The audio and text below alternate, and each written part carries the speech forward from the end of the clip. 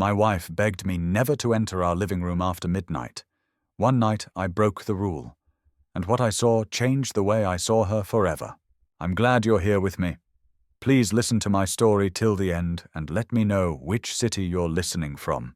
That way I can see how far my story has traveled. I never thought I'd become the kind of man who questions his own wife. For 15 years, Sarah and I had what everyone called a solid marriage. We had our routines, our inside jokes, our Sunday morning pancakes. I worked as a senior accountant at a mid-sized firm in Denver. Sarah was a freelance graphic designer who worked from home. We didn't have kids. We'd tried for years before accepting it wasn't meant to be, but we had each other, and that had always been enough, until 3 months ago. It started with a simple request. We were getting ready for bed on a Tuesday night when Sarah turned to me with an unusually serious expression. "Michael," she said, "I need to ask you something important." I looked up from my phone. "What's wrong?" "Promise me you won't go into the living room after midnight." I laughed, thinking it was a joke. "What? Why not?" But she wasn't laughing. Her face remained grave, almost pleading. "I'm serious. I've started doing late-night meditation sessions down there. It's been helping with my anxiety. But I need complete solitude.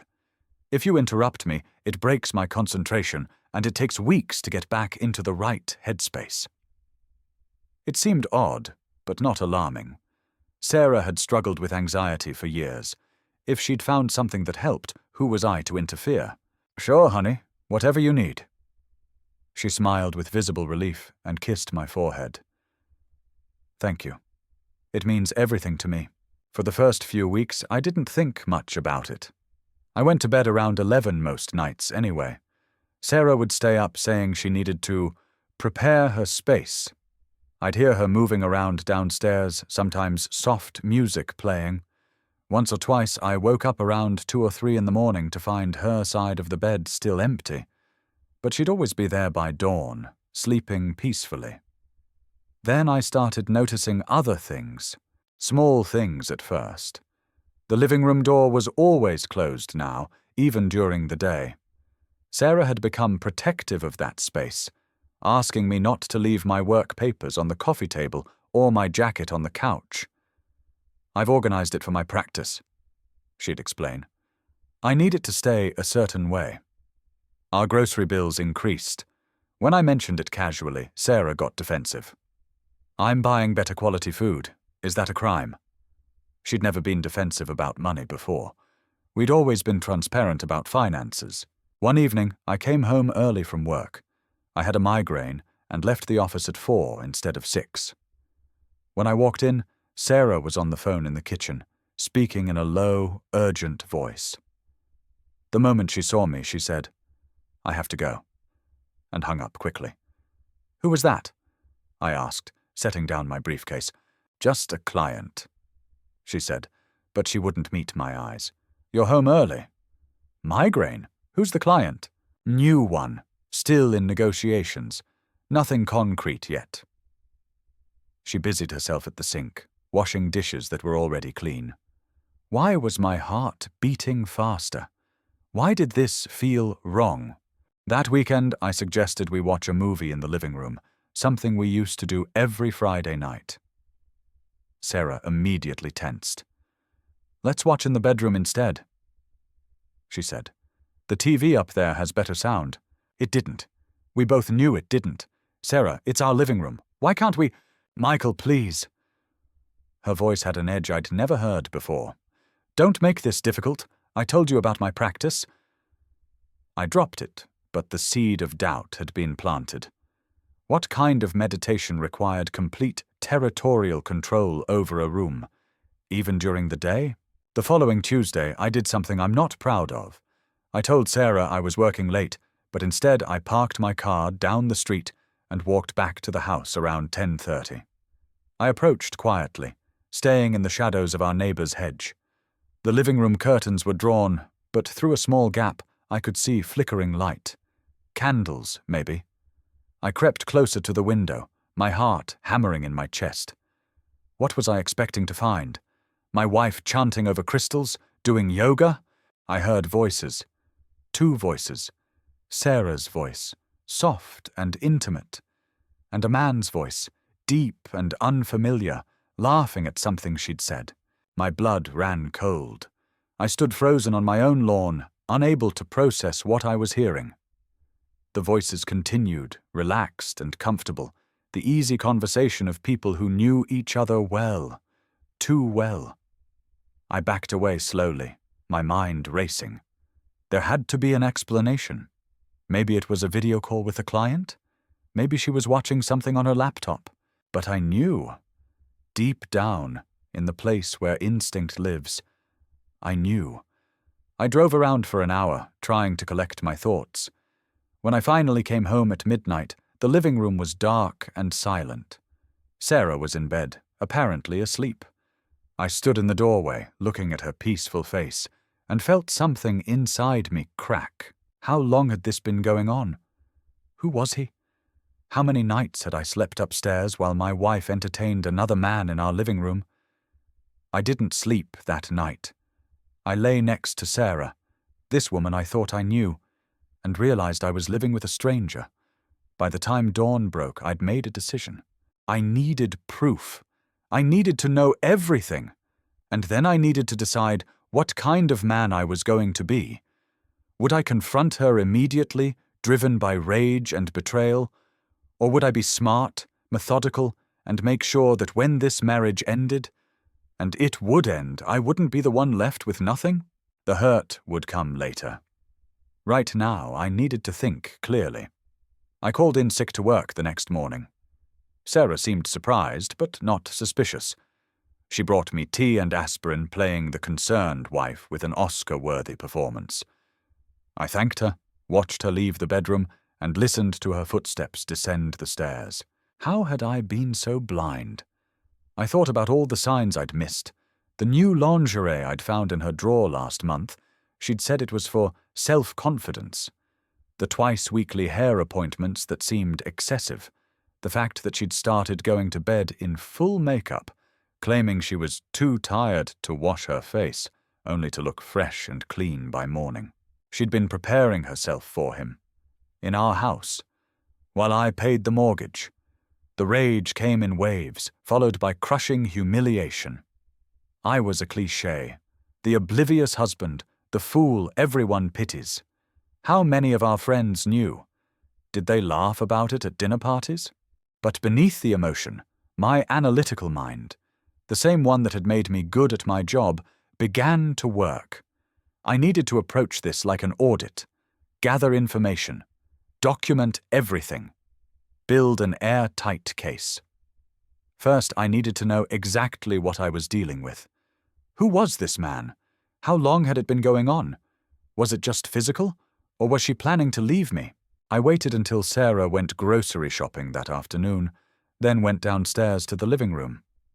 My hand hesitated on the doorknob. This was my house. I shouldn't feel like an intruder in my own home. The room looked normal at first glance. The couch, the coffee table, the bookshelf. But then I noticed the details. Throw pillows arranged too carefully. A blanket I didn't recognize, casually draped over the couch arm. The faint scent of men's cologne, definitely not mine, lingering in the air. I checked behind the couch cushions and found a receipt from a restaurant downtown, dated 2 weeks ago, Tuesday night. The night Sarah had said she was meditating. 2 entrees, a bottle of wine, dessert. The bill was $147. She'd brought him dinner. Or they'd eaten together before coming back here. I photographed the receipt with my phone and put it back exactly where I'd found it. Then I noticed the bookshelf. Several books were turned spine inward, hiding their titles. I pulled one out. A romantic thriller novel with a shirtless man on the cover, the kind Sarah usually mocked. Definitely not hers. Or at least not the Sarah I thought I knew. In the drawer of the end table, I found a burner phone. Cheap, prepaid, hidden under some magazines. My hands shook as I turned it on. It required a passcode. I stood there, staring at that phone, and felt the full weight of her deception. This wasn't a mistake or a moment of weakness.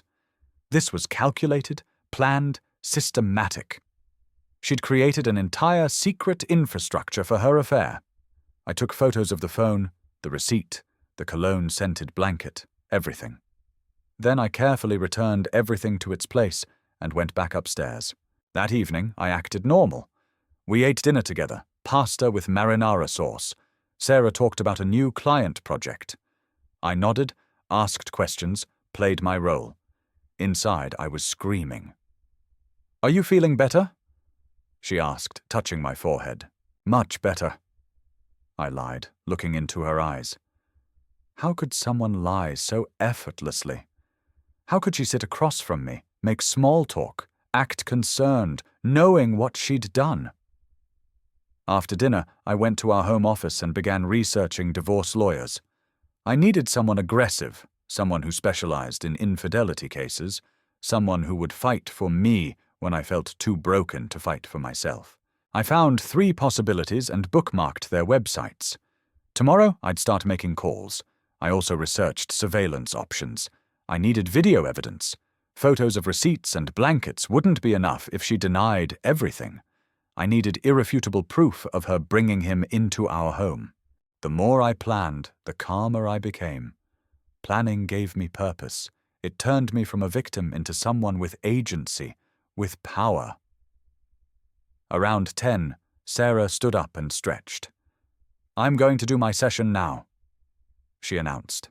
I nodded. "I'll probably be asleep when you come up. I'm still tired from whatever bug I had." She kissed the top of my head. "Sleep well." I waited in the bedroom, lights off, door cracked open. At 10:47, I heard the front door open. Footsteps. A man's voice, low and familiar with my home. "Where do you want me to put this?" "Kitchen is fine," Sarah answered. "He's asleep upstairs." He, as if I were merely an obstacle, a problem to be managed. I carefully moved to the top of the stairs, staying in shadow. From this angle, I could see into the kitchen. A tall man, maybe early 40s, with dark hair and an expensive-looking jacket. He set down a bag of takeout food on the counter. Sarah moved close to him, and they kissed. Not a quick peck, but a long, comfortable kiss of established intimacy. I retreated to the bedroom, my entire body shaking. I'd seen it now. There was no more room for doubt, no more possibility of misunderstanding. I had to be smart. I had to document everything. I had to make sure that when this ended, she wouldn't walk away with half of everything I'd worked for while playing the victim. The next morning, I scheduled consultations with all 3 lawyers. The first appointment was in 2 days. I also ordered a small, motion-activated camera online, paying extra for overnight shipping. I'd hide it in the living room, somewhere with a clear view of the couch. Sarah asked me that morning if I wanted to go out for dinner Friday night. "I'd love to," I said, smiling. "It's been too long since we had a date night." She beamed at me, squeezed my hand, and I felt absolutely nothing. 2 could play this game, and I was going to win. The lawyer's office was in a downtown high-rise with a view of the mountains. Daniel Cortez came highly recommended, 15 years specializing in divorce cases involving infidelity, with a reputation for being thorough and ruthless when necessary. He was younger than I expected, maybe late 30s, with sharp eyes that missed nothing. We shook hands and he gestured to a leather chair across from his desk. "Tell me everything," he said, pulling out a yellow legal pad. I laid it all out. The midnight restriction, the overheard voices, the cologne, the receipt, the burner phone, the kiss I'd witnessed. As I spoke, Daniel took notes, occasionally asking clarifying questions. "Have you confronted her?" he asked. "No, I wanted to talk to you first." "Smart." He tapped his pen against the pad. Colorado is a no-fault divorce state, which means infidelity doesn't technically impact the legal dissolution of marriage. However, it can influence asset division and alimony, especially if marital funds were used to facilitate the affair. These restaurant receipts, for example. "I want to make sure I'm protected," I said. "We bought our house together, but I've made the mortgage payments for the last 3 years while she built her freelance business. I've supported her financially. Do you have documentation of those payments? Bank statements going back 5 years. Excellent. I'll need copies of everything. Bank statements, tax returns, property deeds, investment accounts. Also any evidence of the affair, photos, videos, witness statements, if possible. I'm working on video evidence now, I said. I've installed a camera in the living room. Daniel's expression remained neutral, but he leaned forward slightly. Michael, I need to be clear about something. Recording in your own home is generally legal in Colorado, as it's a one-party consent state for audio recording. However, if you're recording in an area where someone has a reasonable expectation of privacy, it could be problematic. A living room is typically fine, but be careful. Don't do anything that could be construed as stalking or harassment. I understand. I just need proof of what's happening under my own roof. Fair enough. Once you have solid evidence, we'll file for divorce. Given the circumstances, I'm confident we can argue for a favorable asset division. You'll likely keep the house, especially since you've been making the payments. Her freelance income makes alimony unlikely to go her way, particularly if we can demonstrate that marital funds supported the affair. The consultation lasted an hour. When I left, I had a clear roadmap, and, more importantly, I had an ally. Someone who believed me, who was on my side, who would fight for me. The camera arrived the next day. It was small, the size of a thumb drive, disguised as a phone charger. I plugged it into an outlet behind a potted plant on the bookshelf, angling it to capture the entire couch area. The companion app on my phone would alert me to any motion and record everything. That night, Sarah followed her routine. At 10:30, she went downstairs. At 10:52, my phone buzzed with a motion alert. I opened the app with trembling hands. The video was remarkably clear, even in the dim lighting Sarah had set up with her candles. She was arranging wine glasses on the coffee table when the front door opened. The same man walked in. I could see him clearly now, handsome in a generic way, well-dressed, confident. He hugged Sarah immediately, lifting her slightly off the ground. She laughed, that genuine laugh I hadn't heard from her in months. They sat on the couch, drinking wine, talking. I couldn't hear the audio through my earbuds. I'd muted it, not ready for that level of torture. But I could see everything. The casual intimacy. The way she touched his arm. The way he played with her hair. Then they started kissing. I should have stopped watching, but I couldn't. I needed to see it all, to burn away any remaining illusions I might be harboring. The kissing escalated. His hands moved under her shirt. She didn't stop him. I closed the app and sat on the bathroom floor, my back against the cold tile wall, and finally let myself break down. Silent tears ran down my face as 15 years of marriage shattered into fragments I'd never be able to reassemble. But even in my grief, a part of me noted the date and time. Evidence. I had evidence now. Irrefutable, time-stamped, high-definition evidence. Over the next 2 weeks, the camera captured 4 more encounters. Different days, same pattern. He'd arrive around 11. They'd drink, talk, become physical. He usually left around 2 in the morning. Sarah would come to bed by 3 and I'd pretend to be asleep, but they were becoming suspicious. I noticed Sarah watching me more carefully, studying my face when she thought I wasn't looking. One morning she asked out of nowhere, "Is everything okay? You seem distant." "Just stressed about work." I lied. "They're talking about restructuring the department." She seemed to accept this, but I could tell she wasn't entirely convinced. The man, I'd learned his name from one of the videos where Sarah called him David, started becoming more cautious too. On one video I saw him look around the living room carefully before sitting down, as if sensing something was off. "Does he ever come upstairs?" David asked Sarah in one recording. "Never," Sarah assured him. "He's always asleep by 11, and I made sure he won't come to the living room." "I still think we should be more careful," David said. "Maybe get a hotel sometimes." Why spend money when we have a perfectly good space here? Sarah replied, running her hand along his chest. Besides, I like being in my own home. It feels less sordid. Sordid. As if the location made the betrayal somehow more respectable. I sent all the videos to Daniel Cortez. His response was immediate.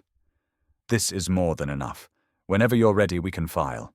I wasn't ready yet. I needed one more piece of the puzzle. I needed to know their endgame. Was this just sex, or were they planning a future together? I needed to know exactly how deep this betrayal went before I burned everything down. I filed for divorce on a Thursday morning. Daniel had prepared all the paperwork meticulously. Petition for dissolution of marriage, financial disclosures, and a motion for temporary orders regarding the house and assets. Attached to the filing was a USB drive containing time-stamped video evidence from the living room camera. The process server delivered the papers to Sarah at home that afternoon while I was at work. Daniel had advised me to be somewhere public when it happened, somewhere with witnesses. I was in a meeting when my phone started buzzing with calls and texts from Sarah. I let them go to voicemail. By the time the meeting ended an hour later, I had 14 missed calls, 23 text messages, and 3 voicemails. The texts escalated from confusion. "What is this? Call me now," to anger. "How dare you spy on me?" to panic. "Michael, please, we need to talk before you do something you'll regret." I didn't respond to any of them. Daniel had been clear. No direct communication. Everything goes through lawyers now. I stayed at a hotel that night. Daniel had arranged for a locksmith to change the locks on the house the next morning. The temporary orders gave me sole occupancy since I'd been making the mortgage payments and could demonstrate that Sarah's continued presence would be detrimental to my well-being. At 11:47 p.m., someone pounded on my hotel room door. I looked through the peephole and saw David. My wife's lover knew where I was staying. How? Had Sarah somehow tracked my credit card? "Michael!" he shouted through the door. "Open up! We need to talk man to man." I didn't open the door. Instead, I called hotel security. While I waited, David continued his tirade. "You're making a huge mistake. Sarah loves you, man. This was just a rough patch. Don't throw away your marriage over nothing." Nothing. He called it nothing. Security arrived within 3 minutes and escorted David out. I filed a police report for harassment, adding another document to my growing collection. The next morning, Sarah was waiting outside the hotel lobby. She looked terrible. Eyes red and swollen, hair uncombed, wearing the same clothes from the day before. "Michael, please," she said when she saw me. "Just give me 5 minutes." Against my better judgment, I stopped. We stood in the parking lot as the morning sun climbed higher, and I waited for her to speak. "It's not what you think," she began. "I have video, Sarah. Multiple videos. It's exactly what I think." Her face crumpled. "It was a mistake. A terrible mistake. I was lonely, you were always working, and David was just there, and it happened before I knew what I was doing. For months, in our home. You banned me from my own living room so you could fuck him on our couch. That wasn't a mistake. That was a choice you made over and over again." She flinched at my language, then quickly shifted tactics. "If you go through with this, you'll regret it. I'll fight you on everything. The house, the investments, all of it. I helped build our life, too. With what? Your part-time freelance work that barely covers groceries. I have bank statements, Sarah. I have 5 years of financial records showing exactly who supported this marriage. You're being cruel. I'm being honest. There's a difference." She tried tears next, reaching for my hand. I stepped back. "David means nothing," she said. "I'll never see him again. We can go to counseling. We can fix this. You killed this marriage," I said quietly. "You killed it every time you invited him into our home, every time you lied to my face about meditation, every time you kissed me goodnight and then went downstairs to him. You killed us, Sarah. I'm just filing the death certificate." I walked to my car and drove away, leaving her standing in the parking lot. But they weren't done. That afternoon, David showed up at my office. My assistant tried to stop him, but he pushed past her into my office, closing the door behind him. "You need to drop this," he said. His friendly mask was gone now, replaced by something harder, more threatening. "You're embarrassing yourself and hurting Sarah. Get out of my office. I'm trying to be reasonable here. Sarah made a mistake. People make mistakes. But if you push this, if you try to take everything from her, you'll force me to get involved. And trust me, Michael, you don't want that. Is that a threat? It's a fact. I have resources, connections. I can make your professional life very difficult." I stood up slowly, keeping my voice level. "Let me tell you a fact, David. I have videos of you committing adultery in my home. I have evidence of you harassing me at my hotel. I have a police report from last night. If you ever come near me again, if you contact me in any way, I will make sure every one of those videos ends up in a courtroom and becomes part of public record. Do you want your face attached to homewrecker in a legal proceeding?" His confidence faltered. "You wouldn't try me." He left without another word, but not before saying, "Sarah deserves better than you. Then why did she come crying to me this morning?" I replied. After he left, I sat at my desk, my hands shaking. The confrontation had taken more out of me than I'd realized. The adrenaline drained away, leaving exhaustion in its wake. I called Daniel and told him about both encounters. He took notes and assured me we'd file restraining orders if necessary. That weekend, I checked into a different hotel under a friend's name. I needed a few days to recover, to process everything that had happened in 72 hours. I'd dismantled my marriage, faced my wife's lover, and stood my ground. But I was so tired. Tired of being angry, tired of being strong, tired of this nightmare my life had become. I slept for 14 hours straight, ordered room service, and tried to remember who I'd been before all of this started. By Monday, I'd need to be ready for the next phase. But for now, I let myself rest. The email arrived Monday morning while I was having coffee in my hotel room. The sender was an attorney, not Sarah's name, but a law firm I didn't recognize. The subject line read, "Proposal for amicable resolution." I forwarded it to Daniel before opening it. His reply came within minutes. "Don't respond.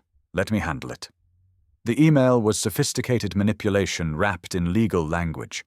Sarah's attorney proposed that we both walk away with what we'd brought into the marriage, split everything acquired during the marriage 50-50, and agree to a mutual non-disclosure agreement about the circumstances of the divorce. In exchange, Sarah would waive any claim to alimony and agree to an expedited dissolution.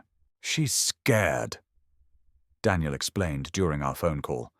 "The videos put her in a terrible position. She wants to settle before this gets public." "What do you think?" "I think we can do better. You've been subsidizing her lifestyle for years. You've got evidence of adultery and misuse of marital funds for the affair. We file a counteroffer. You keep the house, the investment accounts, and your retirement. She gets her car, her business equipment, and we give her $20,000 as a settlement to make it go away clean. No alimony, no shared assets." Will she accept that? Probably not at first, but she'll come around when she realizes the alternative is a trial where those videos become public record. Over the next few days, the emails continued.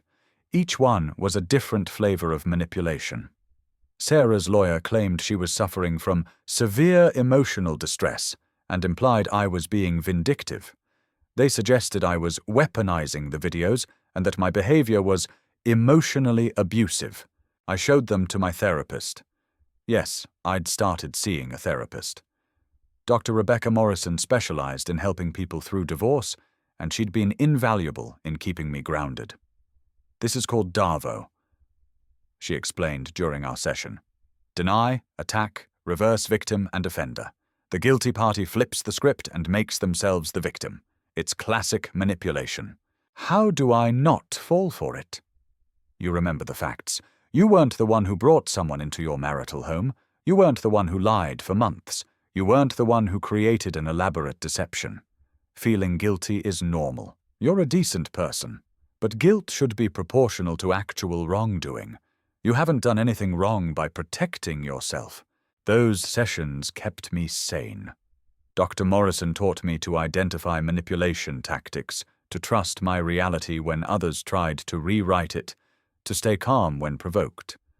I also found support in an unexpected place, my older brother, James. We'd never been particularly close.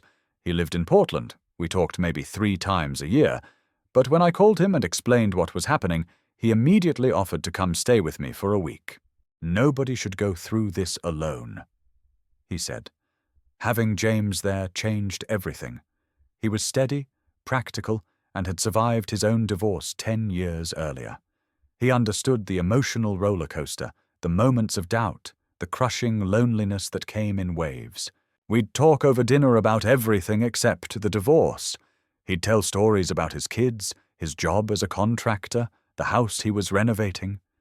He reminded me that life existed beyond this nightmare, that I would eventually have new stories, new experiences, a new normal.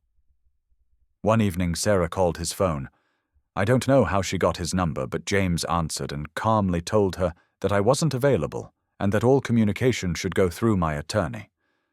She tried to argue, to plead, but James simply repeated the message and hung up. "She called you emotionally abusive?" he said afterward, shaking his head. "That woman has some nerve." The week James stayed was quiet. No confrontations, no surprise visits. It was as if Sarah and David could sense I wasn't alone anymore, that I had reinforcements, but I knew they were out there, watching, waiting for an opening. The calm shattered on Friday when I returned to the hotel after work. There was an envelope slipped under my door, hand-delivered, no postage. Inside was a letter from Sarah, handwritten on the stationery we'd received as a wedding gift 15 years ago. The symbolism was intentional. The letter was masterfully crafted. She acknowledged her mistakes, apologized for the pain she'd caused, described her own suffering and regret. She talked about the good years we'd had, the memories we'd built, the love that she claimed still existed beneath all the damage. "I know I've hurt you beyond measure," she wrote. "I know I don't deserve your forgiveness, but I'm asking for compassion, not for me. I'll live with my mistakes, but for the future. Let's end this with dignity. Let's not destroy each other in court. We were best friends once. Can't we find a way to part as friends now?" It was good.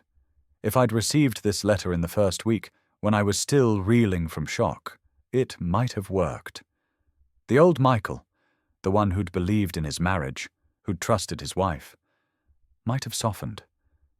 But I wasn't that person anymore. I showed the letter to Dr. Morrison the next day. "What do you feel when you read it?" she asked. "Nothing," I said, and realized it was true. "I don't feel anything at all."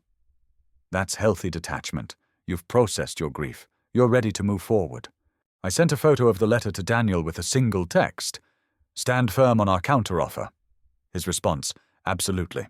I threw the letter away and went out to dinner with James. We talked about his daughter's upcoming soccer tournament, and for 2 hours I didn't think about Sarah once. The calm felt different now. Not like a storm waiting to break, but like genuine peace.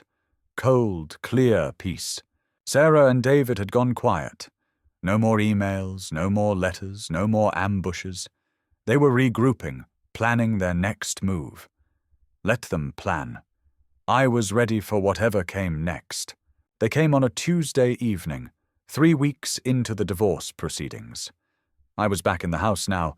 The temporary orders had given me occupancy, and I'd slowly been removing traces of Sarah from the space. Her clothes were packed in boxes in the garage, ready for her to collect. I was making dinner when the doorbell rang. Through the peephole I saw Sarah. She was alone, dressed conservatively, holding a small gift bag.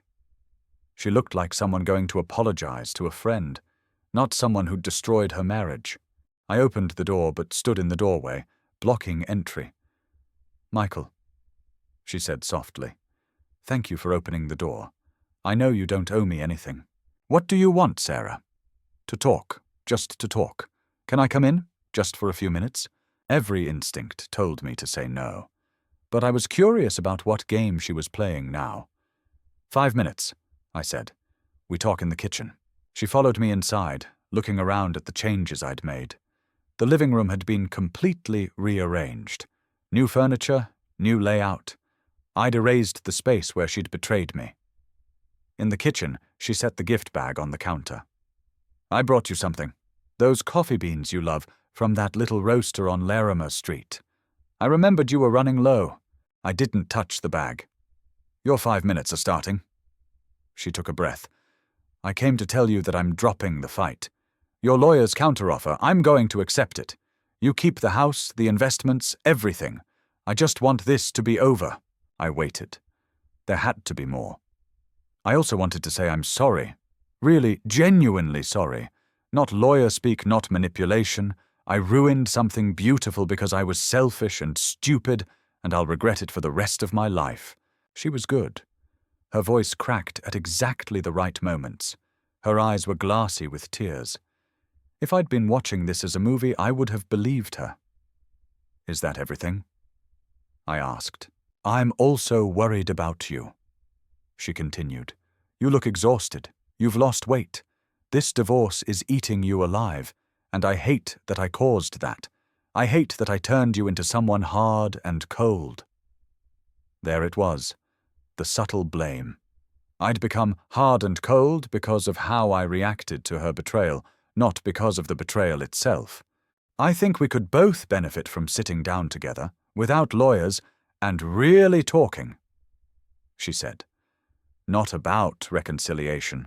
I know that's impossible now, but about closure, about ending this without more bitterness. The doorbell rang again. I looked at Sarah, whose expression flickered with something I couldn't quite read. I opened the door to find David standing on my porch. What is this? I asked, looking between them. Please, Michael, just hear us out, Sarah said, dropping the soft voice. Something harder emerged beneath. We both wanted to talk to you. David walked in uninvited. I considered throwing them both out, but I wanted to see where this was going. Look, man, David said, attempting casual friendliness. We all made mistakes here. Emotions ran high, but we're adults. We can figure this out. Figure what out? Sarah's been through hell these past few weeks, David said. You've frozen her out of the house. You're taking everything she helped build. You're destroying her reputation. That's not right. Her reputation, I repeated flatly. Yeah, those videos you have? If those become public, it ruins her. Her clients will drop her. Her family will disown her. Is that really what you want? To completely destroy her life? Sarah jumped in, her mask fully removed now. You got what you wanted. You get to be the victim, the wronged husband. You get the house. But you're not content with that. You want to humiliate me too. I leaned against the counter, arms crossed, and let them talk. We're asking you to show some mercy, David continued. Accept the settlement, keep the videos private, and let Sarah move on with her life. That's reasonable. And if I don't? They exchanged a glance. Sarah's expression hardened. Then you'll find out what it's like when people really fight back, she said. David has connections, business connections. We've been doing research on you, Michael. Your company is up for a merger next quarter. One word in the right ear, questions about your judgment, your stability, your personal life. You're threatening my career, I asked, almost amused. We're explaining reality, David said. You're not the only one with power here. You think you're so smart, playing the long game, gathering evidence. But you've made enemies, and enemies have options. I looked at my wife, my soon-to-be ex-wife, and saw a stranger. The soft, apologetic woman from 10 minutes ago had vanished completely, replaced by someone calculating and cold. Are you done? I asked. "Michael, please." Sarah tried once more, attempting to soften her voice. "We're offering you an out, a clean break, no more fighting.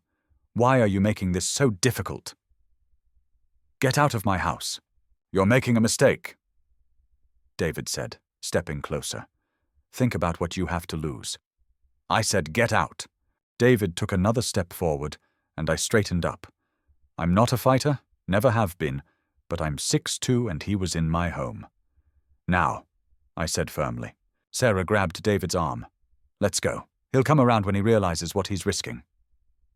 They left, but not before Sarah turned at the door.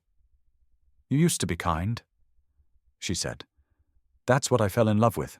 What happened to you?" "You did," I replied, and closed the door. After they left, I stood in my kitchen, my heart racing. My hands were shaking slightly. They'd threatened my career, implied they'd destroy my professional reputation, tried to manipulate me one final time. For a moment, just a moment, I felt fear. But then something else emerged. Not anger, not revenge, resolve. They'd shown me their final cards. They had nothing real, just threats and manipulation and desperation.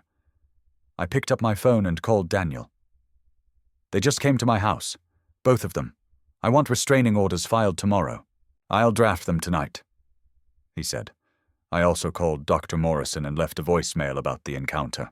Then I ordered pizza, poured myself a drink, and sat in my reconfigured living room. The fear faded, replaced by something steely and unshakable. They'd tried everything. Seduction, tears, threats, manipulation. None of it worked. I was done being afraid. I was done questioning myself. I was done with all of it. The only thing left now was winning. The mediation session was scheduled for a Thursday morning in a conference room at Daniel's law firm. Colorado courts strongly encourage mediation before trial, and both sides had agreed to attend. Though I suspected Sarah's agreement was based on her lawyer's advice that going to trial would be even worse for her. The mediator was a retired family court judge named Patricia Hendricks, a silver-haired woman with a no-nonsense demeanor. We sat on opposite sides of a large conference table, me and Daniel on one side, Sarah and her attorney, Kevin Walsh, on the other. Sarah looked smaller somehow, diminished. She wore a navy blazer and minimal makeup, playing the part of the wronged wife. But I knew better now. Judge Hendricks opened the session with standard protocol, explaining that mediation was confidential, and anything said here couldn't be used in court if we couldn't reach agreement. She emphasized that her role was to help us find common ground, not to judge who was right or wrong. Kevin Walsh started with his opening statement. "Your Honor, my client acknowledges that mistakes were made in this marriage. However, Mr. Patterson's response has been disproportionate and vindictive. He's seeking to leave Ms. Patterson with virtually nothing, despite 15 years of marriage and her contributions to their shared life." Daniel responded calmly. "My client is not being vindictive. He's seeking fair distribution based on actual financial contributions and documented evidence of misconduct." "Misconduct?" Kevin scoffed. "They live in a no-fault state. Infidelity doesn't impact divorce." Daniel interrupted smoothly. "But misuse of marital funds does, and we have extensive evidence of marital assets being used to facilitate an extramarital affair." He slid a folder across the table. Kevin opened it to find printouts of restaurant receipts, flower deliveries, wine purchases, all charged to joint credit cards and joint accounts, all on nights when Sarah had claimed to be alone. Meditating.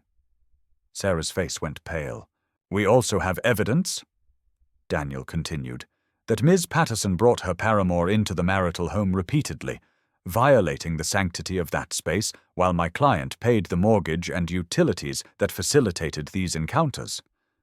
"You've been spying on me," Sarah burst out, looking at me directly for the first time. "You put cameras in our home." "I put a camera in my home," I said evenly, "in a common area where you were conducting an affair." "This is harassment." Judge Hendricks held up a hand. Ms. Patterson, please. Outbursts won't help us reach resolution. Kevin tried to regain control. Even accounting for these indiscretions, Ms. Patterson is entitled to fair distribution. She contributed to the household, she supported Mr. Patterson's career. With what? Daniel asked. Her freelance graphic design business earned an average of $18,000 per year, according to her tax returns. Mr. Patterson's income during the same period averaged $120,000. He paid the mortgage, the utilities, the insurance, the property taxes. Ms. Patterson's income barely covered groceries. She maintained the home. Kevin argued. She provided emotional support. These things have value. They do. Daniel agreed. Which is why we're offering her a $20,000 settlement, her car, and her business equipment. That's generous considering the circumstances. Sarah started crying. Real tears this time, I thought, but not for the reasons anyone might assume. She was crying because she was losing, because her manipulations had failed, because reality was catching up with her choices. I gave him 15 years, she said, her voice breaking. 15 years of my life, and he's going to throw me out with nothing? You gave him 15 years, Daniel said quietly. And then you gave the last 4 months to someone else. In his home, in his living room, while he believed your lies about meditation and anxiety. The room went silent. Judge Hendricks looked at Sarah with an expression that had probably terrified defendants in her courtroom for decades. Ms. Patterson, I'm going to be frank with you. I've reviewed the evidence submitted by both sides. If this goes to trial, those videos become public record. Every restaurant owner you want to work with will be able to Google your name and watch them. Every client will know. Your family will know. Is that what you want? Sarah shook her head mutely. Mr. Patterson is offering you a way out. The judge continued. A clean settlement, a non-disclosure agreement, and the chance to move forward privately. I suggest you consider it very carefully. Kevin asked for a recess. He and Sarah went into a separate conference room. Through the closed door, I could hear raised voices, his frustrated, hers pleading. Daniel leaned over and whispered, She's going to accept. He knows they have no leverage. I nodded but felt no triumph, just exhaustion and the weight of finality. After 20 minutes, they returned. Sarah's eyes were red and puffy.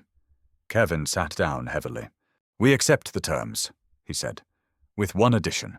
My client wants Mr. Patterson to sign a non-disparagement clause. He cannot speak publicly about the circumstances of the divorce. Agreed, Daniel said immediately. If Ms. Patterson signs the same, mutual non-disparagement. Done. Judge Hendricks had her assistant bring in the settlement documents. As we reviewed each page, Sarah wouldn't look at me. Her hands shook as she signed her name to page after page, each signature another nail in the coffin of our marriage.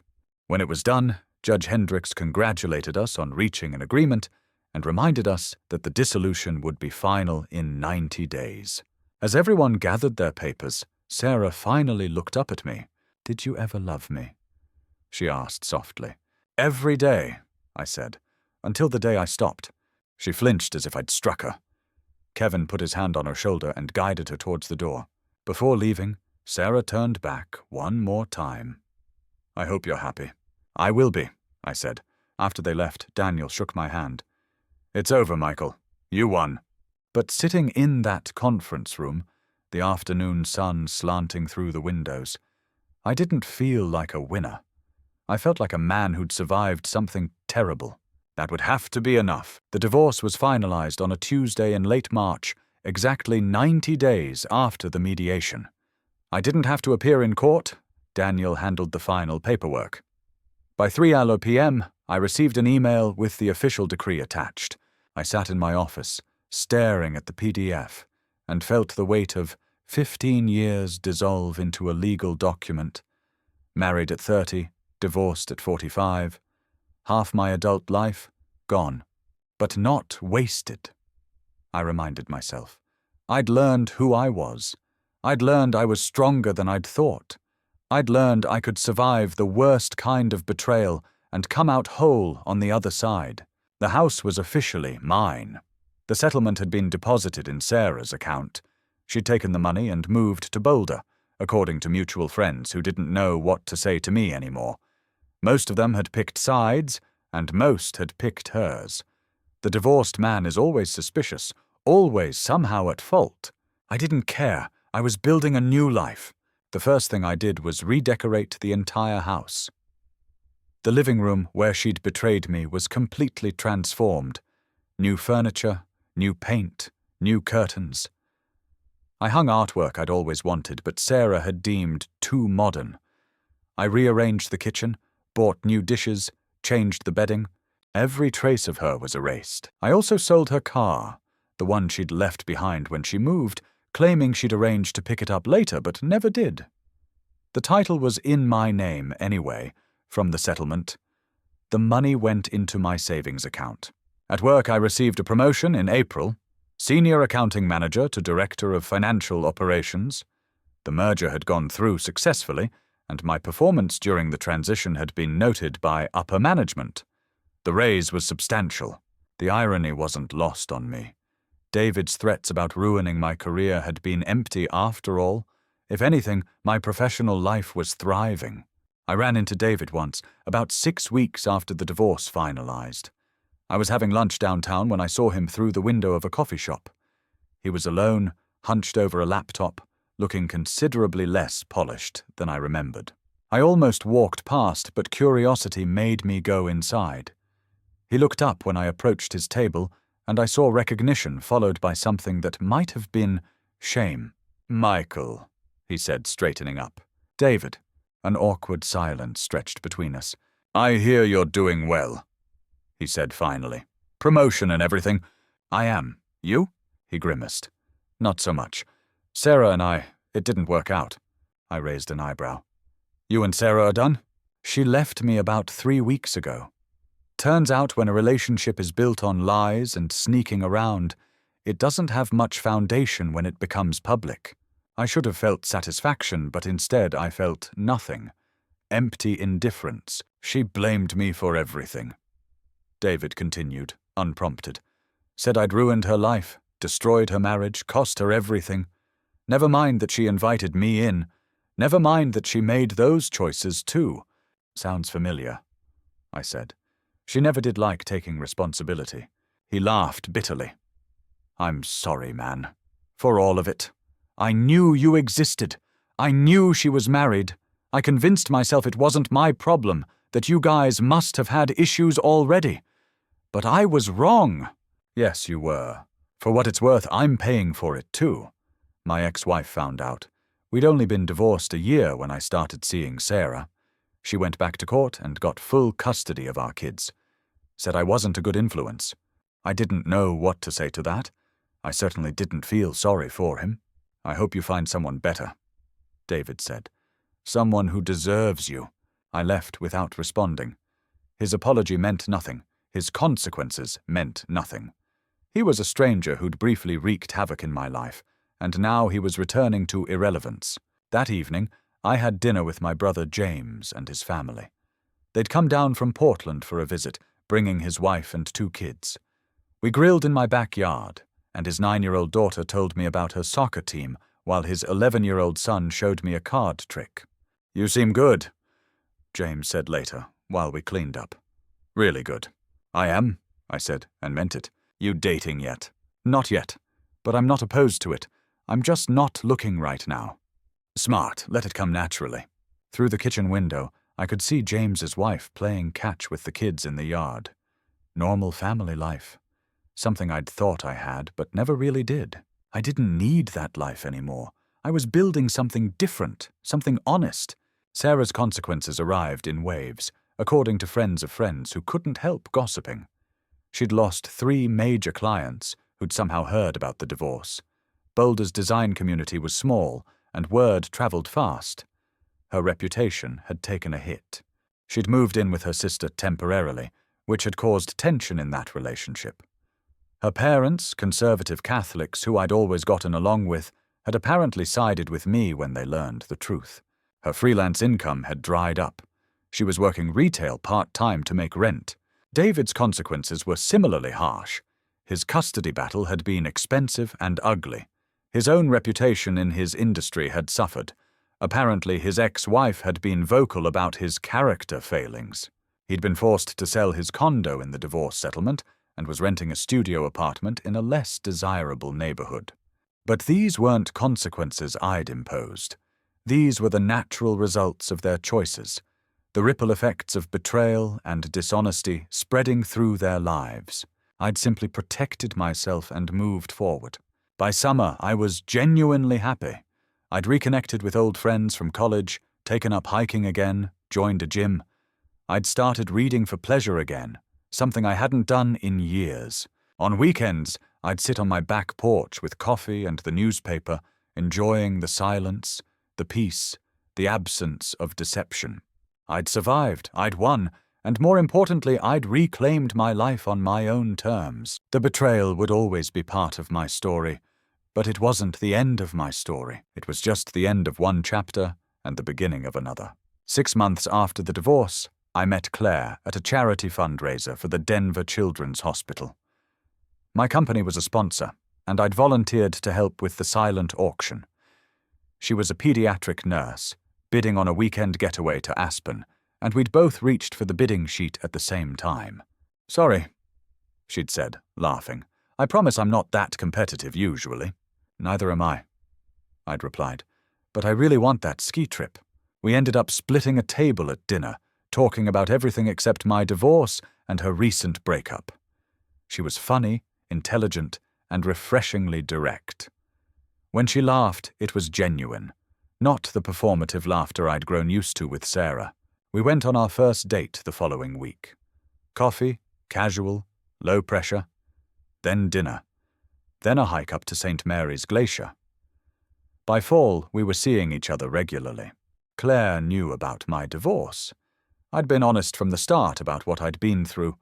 She didn't pry, didn't demand details, just listened when I needed to talk and changed the subject when I needed distraction. "I'm not in a hurry," she'd said early on. "I just enjoy spending time with you." That was exactly what I needed. No pressure, no games, no deception, just honesty and compatibility and the gradual building of something real. By Christmas, I'd introduced her to James and his family. His kids adored her, and she brought homemade cookies and a genuine interest in their lives. "She's good for you," James told me privately. "Really good." At work, I'd been given additional responsibilities and a corner office. The director role came with travel opportunities, and I'd spent 2 weeks in Seattle helping with a subsidiary merger.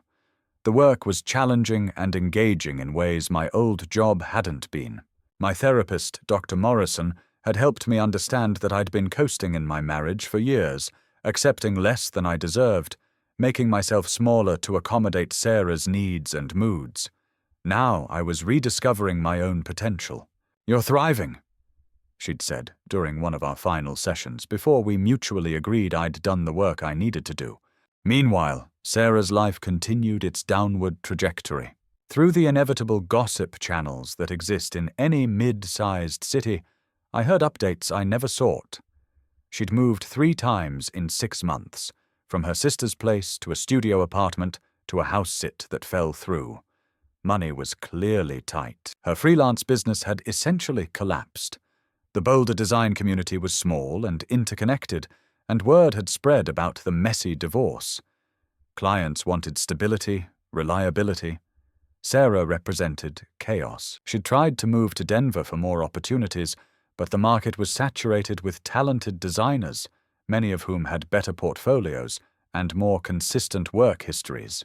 Last I heard, she was working full-time at a Target, doing occasional freelance work on the side, living paycheck to paycheck in a part of town she used to call depressing when we'd drive through it. Her relationship with her family remained strained. Her mother had called me once, early on, to apologize for her daughter's behavior. I'd been gracious but kept it brief. Their family dynamics weren't my concern anymore. David's situation was similarly grim.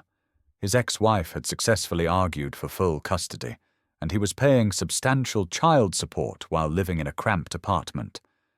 His career had stalled. The connections he'd boasted about apparently weren't as solid as he'd claimed. He'd tried to restart his relationship with Sarah after I ran into him at the coffee shop, but according to the gossip mill, that had imploded spectacularly when they'd tried to live together. Turns out relationships built on betrayal don't have strong foundations. The last I heard, David had moved to Phoenix for a fresh start, leaving behind debt and damaged relationships. Sometimes, lying in bed next to Claire on a lazy Sunday morning, I'd think about how different my life was now compared to a year ago. Then I'd been sleeping in a hotel, devastated and angry, planning my escape from a fraudulent marriage. Now I was in my own home, debt-free, professionally successful, with a woman who valued honesty and actually enjoyed my company. The contrast wasn't subtle. I'd learned something crucial through this nightmare. Genuine happiness isn't built on lies, no matter how comfortable those lies might seem. Sarah and David had chosen temporary pleasure over integrity, and now they were living with the permanent consequences. I'd chosen the harder path, confronting the truth, going through the painful divorce, rebuilding from scratch. But my happiness was real, earned, sustainable. On New Year's Eve, Claire and I watched fireworks from my back porch, wrapped in blankets against the cold. As the sky exploded with color, she squeezed my hand. "Here's to new beginnings," she said. "To new beginnings," I echoed, and meant it with everything in me. The betrayal had broken me temporarily, but in breaking, I'd rebuilt myself into something stronger, wiser, more complete. Sarah and David were still trapped in the wreckage of their choices.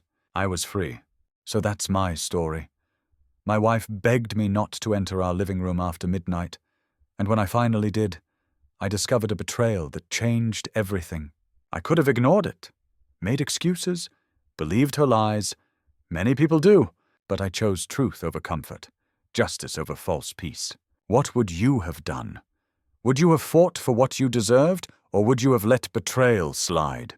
Drop a comment below, and if you want to hear more stories about people who refused to be victims, subscribe to my channel. Thanks for listening to my story. Remember, you teach people how to treat you. Don't accept less than you deserve.